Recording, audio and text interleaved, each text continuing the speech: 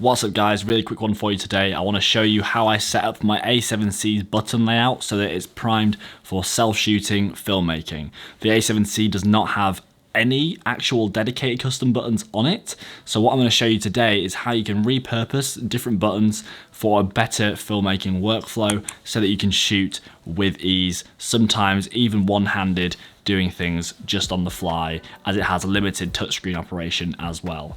Let's get into it. Okay, so here we are with the A7C. We're gonna quickly go into the menu. I'm gonna show you around how you can change your custom buttons and then why I've picked the custom buttons I have. So as you can see, just looking at the back here, we don't actually have any custom buttons. We just have a pretty simplified set of buttons for all round shooting, which Sony has given us. So in the menu, under column number 2, which is our movie shooting panel, we wanna go all the way over to page 9. And then here we have two things. We have our custom key for movie, which is represented by the film strip. And we also have our function menu set. For right now, we're just gonna look at the custom key settings. On here, we then have pages for our rear buttons, our top buttons, and our lens. On this camera, on the top, all we have is actually the movie shooting button, which I'm just gonna keep set to movie shooting because it's actually a really nice, convenient red record button, which is nice to have these days. Then on the rear, what I've done is I've set up my AF on button to toggle between autofocus and manual focus, because the lenses I have are Tamron lenses and they do not actually have an autofocus manual focus switch on them.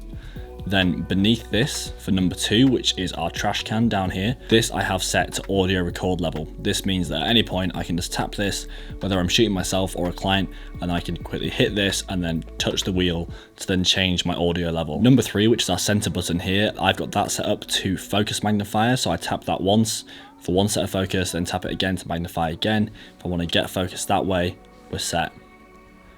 Then I have number 4 is my left toggle here, and that lets me select to have peaking on or off. The right on the D-pad is to select our ISO, but that is set as default anyway. So when you see that under custom button number 5, it'll just say follow custom buttons for stills mode, because as far as I'm concerned, it's nice to have one button that does that for you, as we don't have a dedicated ISO switch button anywhere else on the camera. Then number 6, I have this set to APS-C Super 35/ full frame select. This allows us, when we're not already recording, but at any other time we can do this, you just push down and this will toggle between a 1.6 times crop, which is Super 35 or APS-C, and full frame. So that means if you're shooting on, say, this Tamron lens that I've got on right now, for example, this takes this Tamron lens from a full frame 17 to 28 up to a cropped 48mm, so that's nearly a 50mm focal length. So that means this lens just on this body can get me from 17mm all the way up to 50mm in one very light lens. So that's a really good option to have. Then, as I said before, on the top and the lens, I have left these as they are, and we're just looking at that for the rear. Now we're going to go into our function menu. Our function menu setup, we're just going to be paying attention to the bottom set. I have down here our audio record level again, then our focus mode, focus area, toggle on phase/eye priority. Then next we have 2 different zebra modes. So I have zebra levels and then zebra display. Zebra display just toggles zebras on or off. Then zebra levels, which you'll probably adjust less often, but is still very important. This sets our IRE. So this is anywhere from, I think, goes down to as low as 30 IRE all the way up to 100. Then we have our picture profile select, which is obviously very important. Our white balance, our creative settings. This is for adjusting the picture profile of our no picture profile setting. Then we have our steady shot on and off, our peaking display, and then our shooting mode, be that manual, aperture priority, or program. Now I'm just going to give you a quick tour of how each of my custom buttons work when we're actually in shooting mode. So starting with number 1, this is our manual autofocus toggle. If I tap that, we'll see that we are now in manual focus. It'll say here that little grayed out manual focus. And then if I toggle it back on, we then get autofocus continuous. Number 2 is our audio record level, which is the trash can down here. So we tap that and then we have our audio record level. This would never normally be set up that high. Just gonna put that all the way down. Then next we have is our focus magnifier, which is our center button here.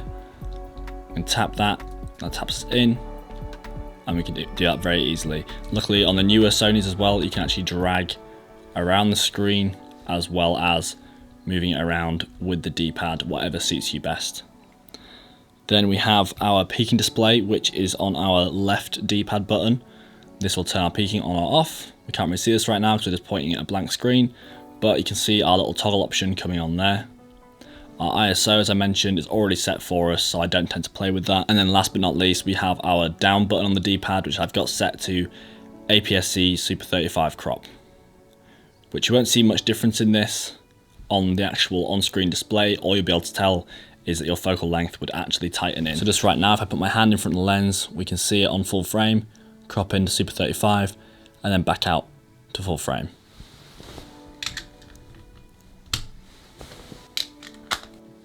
That is it from me today, guys. I hope you've enjoyed this video and you've found it helpful. If you have any questions regarding the Sony A7C, other camera tech, other software tech, be sure to drop all of those in the comments below. Make sure you like this video and subscribe to the channel if you haven't already. And feel free to check out some of the links in the description if you would like to support the channel. And until next time, I'm out.